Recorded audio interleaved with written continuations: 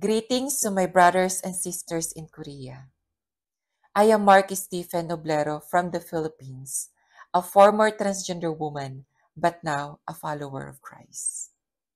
I am here to support and encourage you to stand firm and be the voice of truth, to embrace our true identity of being a man and a woman. Through the Rainbow Crosser and global gender movement, we can unite and empower one another to help the children, families, and communities to share the truth regarding of the gender issues that's going on globally.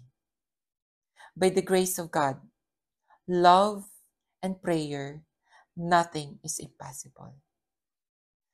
God bless and mabuhay.